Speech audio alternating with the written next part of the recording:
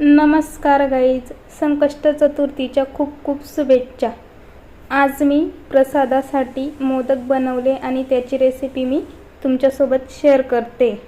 त्यासाठी मी घेतलं 1 कप गव्हाचं पीठ, अर्धा कप मैदा, थोडंसं मीठ, थोडंसं वरून तूप टाकलं, साजूक पाणी व थोडंसं दूध आणि पीठ भिजवून घेतलं।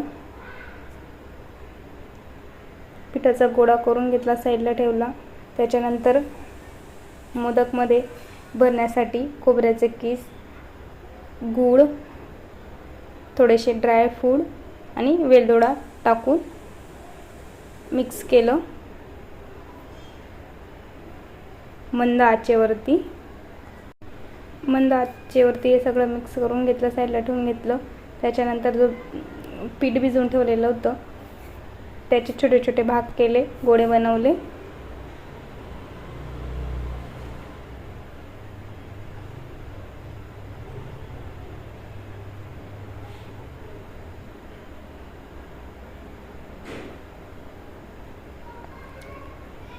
मग छोटे छोटे लाटून घेतले, त्याच्यामध्ये ते जे बनवलेलं होतं खोबऱ्याचं किस, गुळचं ते टाकलं व मोदक बनवले। अजून एक महत्त्वाची गोष्ट सांगायची मला की जी मराठी टेलिव्हिजनवरती आता सिरियल चालू आहे, मी सावित्रीबाई ज्योतिराव फुले, तर या सिरियलविषयी मी पेपरमध्ये वाचलं 2 दिवसापूर्वी की ती सिरियल आता 14 जून नंतर बंद होणार आहे।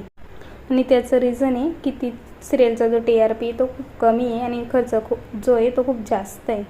माझं वैयक्तिक मत आहे की असे ऐतिहासिक सिरियल असेल, पिक्चर असतील तर हे बंद नाही व्हायला पाहिजे। त्याच्याने आपल्याला आपला इतिहास माहिती पडतो।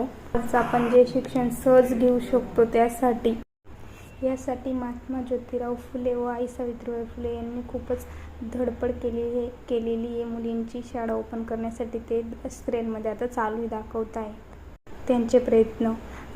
ते सिरियलचे जे कलाकार आहेत ते पण खूप त्यांच्या भूमिका उत्कृष्टपणे सादर करत आहे। मी तर रोज पाहते ही सिरियल आणि जेव्हापासून पेपरमध्ये वाचलं की सिरियल 14 जूनला निरोप घेते तेव्हापासून मला तर खूपच हर्ट झालेलं आहे। नमस्कार गाईज, संकष्ट चतुर्थीच्या खूप खूप शुभेच्छा। आज मी प्रसादासाठी मोदक बनवले आणि त्याची रेसिपी मी तुमच्यासोबत शेअर करते।